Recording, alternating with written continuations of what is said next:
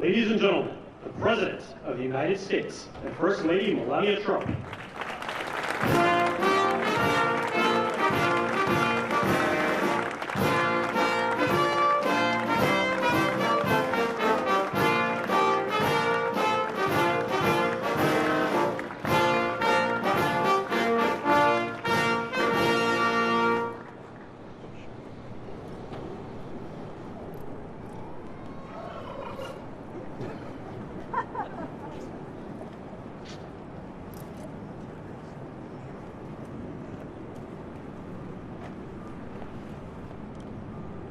Thank you very much, and I hope you like our new beautiful patio with matching stone to the White House. If this were grass today, you'd be sinking into the mud like they've done for many years, and you would be very unhappy. Please, thank you very much. This was a big day. It's a pardon day for a very important beast. On behalf of the First Lady and the entire Trump family, I want to wish all Americans a very, very happy Thanksgiving. It's a great time of the year, and our country is doing really well, economically, like we've never done before. Today, we continue a time-honored American tradition. Well, that's a well-trained turkey. See how happy he is? In a few moments, I will grant a full, absolute, and unconditional presidential pardon to two handsome Thanksgiving turkeys. And this is their lucky day. This is a lucky day for them. But before going any further, I want to make an important announcement, because you remember last year, after a thorough and very rigorous investigation by Pam Bondi and all of the people at the Department of Justice, the FBI, the CIA, the White House Counsel's Office, and the Department of Everything. We have a Department of Everything. You know what that is? I think that's called the White House. Into a terrible situation caused by a man named Sleepy Joe Biden. He used an auto pen last year for the turkey's pardon. So I have the official duty to determine, and I have determined, that last year's turkey pardons are totally invalid. As are the pardons of about every other person that was pardoned, other than, where's Hunter? No, Hunter's was good. That was the one pardon, Pam, that was good, right? The rest of them are all invalid. I don't know what the hell you're going to do about that, but that's, now we're going to take a little of the joking. That is a mess. But they're hereby null and void. The turkeys known as Peach and Blossom last year have been located, and they were on their way to be processed, in other words, to be killed. But I have stopped that journey, and I am officially pardoning them, and they will not be served for Thanksgiving dinner. We saved them in the nick of time. This one has plenty of time, but they were saved in the nick of time. We're thrilled to be joined today by Vice President J.D. Vance, Second Lady Usha Vance, their daughter Mirabelle, and along with Attorney General Pam Bondi, Secretaries Marco Rubio, Scott Bassett, Pete Hegseth, Brooke Rollins, Howard Lutnick, Linda McMahon, Scott Turner, Administrator Lee Zeldin, who's done a great job. A nuclear power plant gets approved in less than a week. Okay? I'm only kidding, but pretty close to that. And we have more. Where's Lee? Stand up, Lee. One of my great superstars. Thank you. It used to take 20 years before you got rejected when you put in an application. Now we're doing them in a matter of weeks, right? And that's why we have the biggest plants anywhere in the world. We're leading in AI. We're leading in everything. Our auto plants are pouring back into our country. Where do you see the jobs coming with them? But many of them are under construction, but Lee's done a great job of getting those approvals. I appreciate it very much. FBI Director Kash Patel has been very busy doing a great job. Also, thank you, Kash. Along with members of, see, you got a follower, Kash. Along with members of Congress, and in particular, I want to mention Jason Smith and David Rozier. Where are those two guys? Come on, stand up, fellas. What good people. Jason knows more about the tax code than any living human being. He knows so much, we don't even want to hear about it, right? Too complicated. We're going to make it a simpler code. But we did in the great big beautiful bill, it was just passed, your imprints all over that, and it's amazing. The biggest tax cuts in the history of our country for middle-income people. The biggest tax cuts in the history of our country for middle-income people, and the biggest jobs bill ever passed. And nobody thought we could get that one done. I'm glad. And we actually put 4 years, actually probably 8 or 10 years, but we put 4 years worth of material into one great, big, beautiful bill. So that worked out very well, and I want to thank everybody for working on it. JD, that was a great, you know, we were going to do it in small bills. We're going to have 18 bills and do it along the process. I'm glad, Scott, that we got it done, because dealing with these Democrats, I think that was all one shot. But we have it all in one great, big, beautiful bill. Thanks as well to the chairman of the National Turkey Federation and the CEO of Butterball. That's a big deal. Jay Jandren. Where's Jay? Thank you. Stand up, Jay. Thank you very much. Along with his wife Leslie and their 3 children, as well as the farmer who raised these 2 magnificent birds, Travis Pittman, and Wayne County, North Carolina. I won Wayne County by a lot. That means you had to vote for Trump, I think. I won by 92%. I like Wayne County. They're doing all right, right? And this is like a record-setting turkey that's going to be saved. The turkeys being pardoned today go by the names of Gobble and Waddle. When I first saw their pictures, I thought we should send them, well, I shouldn't say this. I was going to call them Chuck and Nancy. But then I realized I wouldn't be pardoning them. I would never pardon those 2 people. I wouldn't pardon them. I wouldn't care what Melania told me. Darling, I think it would be a nice thing to do. I won't do it, darling. These are 2 of the largest turkeys ever presented to an American president, over 50 pounds each. It's the largest we've ever had. And those are big turkeys. Are they as good as the normal-sized turkey? Better or as good? Do they tend to be a little fatty, maybe? No, he said no. He knows the turkey business. Anyway, despite their size, Secretary Kennedy has formally certified that these are the first ever Maha turkeys. I don't know if I agree with that. These are Maha. In other words, they could be fat, but they're still Maha. They've been fattened on a steady diet of grass, beef, to allow the smoothies and all of the other things that they've been eating for this occasion. This was a really big occasion. But they've eaten every fattening food that you can eat. We wanted to really make them special, and they really are. They're like record-setting. I've never seen a turkey that big before. Are they violent at all? Will they attack as I walk over? Because if they were, I'll stay right up here. But as you know, we're a tough-on-crime administration. We are tough on crime. You know, our border had 0 people coming in for the last 7 months, right? 0. I mean, even I find that hard to believe to be. They had millions and millions of people pour into our border, from prisons, from mental institutions, gang members, drug dealers. They poured in to our country like we were stupid people. We're not stupid people anymore. But nobody's ever seen anything. The job that they've done on the Tom Holman, Christy Nome, the whole group, the job they've done on the border is almost like a miracle. We have, and the people that make these statistics have said 0. They've said 0 for the last 7 months. It has to be like a few people got in, but they say 0. And they're radical left Democrats to do the scoring. So I can't imagine they did that for us. The truth is, we have no people coming into our country illegally. It's an amazing statistic, and I'm very proud of it. And we have the most people working in the United States today, by far, than we ever had in the history of our country. So those are all good numbers. But instead of pardon, some of my more enthusiastic staffers were already drafting the paperwork to ship Gobble and Waddle straight to the terrorist confinement center in El Salvador.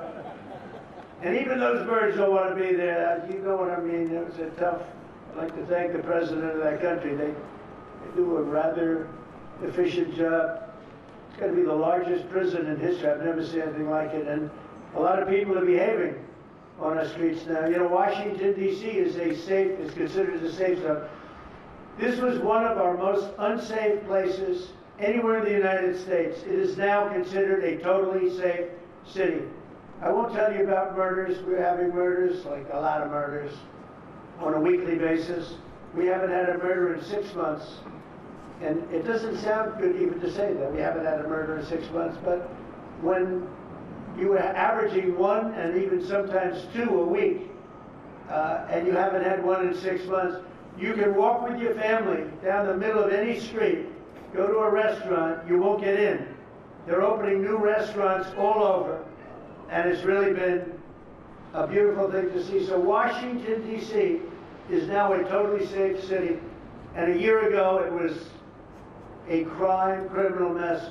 We removed, Pam, 1,700 people, career criminals, and people that came to this city from Venezuela and many other places. They were let out of prisons and they came here. There were Tren de Aragua, a lot of Tren de Aragua, that's from Venezuela. And we got them all the hell out of our country, or they're in prisons now. And you can walk down any street in Washington and you're going to be just fine. And I want to thank the National Guard. I want to thank Pete Hegseth. The job you've done here is incredible. And I hear you having the same kind of success in Memphis, Tennessee.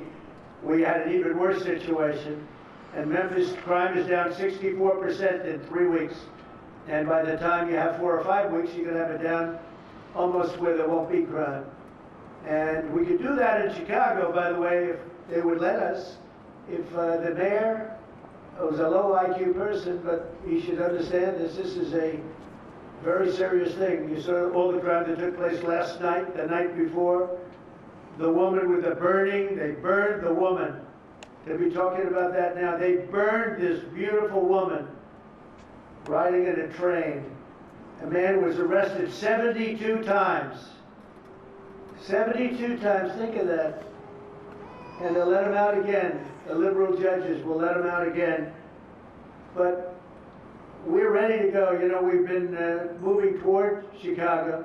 We have a governor that thinks it's wonderful that only like 7 people were killed this week. But we are moving toward doing it. We're gonna, if crime gets, it's horrible what's happening in Chicago. We can make Chicago a safe city in a period of 4 weeks. In a period of 8 weeks, 9 weeks, 10 weeks, it would be totally safe. And the people of Chicago want us to go there. And if you look at the crime that's taken place in Chicago in the last 2 weeks, just take a look. It's on the front page of every newspaper. It's out of control. The mayor is incompetent, and the governor is a big fat slob. He ought to invite us in, say, please make Chicago safe. We're going to lose a great city if we don't do it quickly. Make Chicago, we'll do the same thing as we did in D.C., the same thing as we did everywhere we've gone. It's become almost instantly safe. And I want to do it in Chicago. So Governor Pritzker, if you're listening, let's get your act together. Invite us in. We're going to make your place so safe. You're not going to have these crimes that are making the newspapers and the front page of every newspaper, and television story, news story. We'll make Chicago a safe place very quickly. I looked at the various cases, granting mercy, discovering that the terrible trauma that everyone's going through. And I had a little bit of a Pritzker joke. I was going to talk about Pritzker in size, but when I talk about Pritzker, I get angry because he's not letting us do the job. So I'm not going to tell my Pritzker joke. They have a very cute little joke, you know. Some speechwriter wrote some joke about his weight. But I would never want to talk about his weight. I don't talk about people being fat. I refuse to talk about the fact that he's a fat slob. I don't mention it. On a more serious note, as we gather around the dinner table, I'd like to lose a few pounds too, by the way. And I'm not going to lose it on Thanksgiving, I can tell you that. Because I'm going to have a turkey, but it's not going to be that one. I hope all Americans will have the chance to enjoy the fellowship of family and friends and renew our faith in God's providence. 1 year ago, we were a dead country 1 year ago. The King of Saudi Arabia said it to me. He said it to me actually 4 months ago when I was in Saudi Arabia, Qatar, UAE. He said, you know, 1 year ago, the United States was a dead country, and now you've got the hottest country anywhere in the world. We're the hottest country. We have $18 trillion being invested as of now. We're not even close to being 1 year. The most ever was $2 trillion for a certain country I won't name during the last administration. In 4 years, they had less than $1 trillion being invested in the country. In 9 months, we have over $18 trillion. It's a number that nobody has ever even thought possible. And that's in building plants and building so many things, investments in our country. Nobody's ever seen anything like it. But we have more people working. We have more people praying. The churches are coming back. I don't know if you've been reading that story, but religion is coming back to America. Some people say, oh, why would you mention that? To me, that's a big deal. And this Thanksgiving, we're also making incredible strides to make America affordable again. Walmart announced that the cost of their standard Thanksgiving meal is 25% lower than just 1 year ago. That's a big deal. According to the USDA, the price of Thanksgiving turkey is down 33% from its Biden era highs. Potatoes are down 13%. Ham is down 15% compared to last Thanksgiving. So we are down to a level that we haven't seen in a long time. Egg prices are down 86% since March, and gasoline will soon be hovering around $2 a gallon. Under our leadership, we passed the largest tax cuts in history, the largest spending cuts in history, the largest regulation cuts in history, and we have fully secured our southern border. I've also ended 8 wars in 9 months, and we're working on that final war. It's not easy, but I don't know. I think we're going to get there. 25,000 soldiers, Ukraine, Russia. In the last month, 25,000 soldiers have died. So I think we're getting very close to a deal. We'll find out. I thought that one would have been gone quicker. We did 8. I thought that would have been an easier one, but I think we're making progress. In less than 1 year, we've accomplished more than most other administrations have accomplished in 8 years. And this is a very special Thanksgiving. We thank God for His many blessings and the great success that this country has seen in this short period of time. We draw strength from the love of family and friends, and we express our undying gratitude for the men and the women of the United States Armed Forces. We love them. We pray that peace and prosperity will continue to bless our land, and together we'll really just keep this great drive going to make America great again. MAGA, I think it's the greatest expression in the history of politics. Make America great again. So once again, Melania, thank you for doing such a great job and being such a great First Lady. And now let's go and give Waddle, by the way, is missing in action, but that's okay. We'll pretend Waddle is here. The gift that they've been waiting for. And I'll move over and I will just say very nicely, Gobble, your pardon. Come on, let's say it in front of Gobble. Thank you very much, everybody.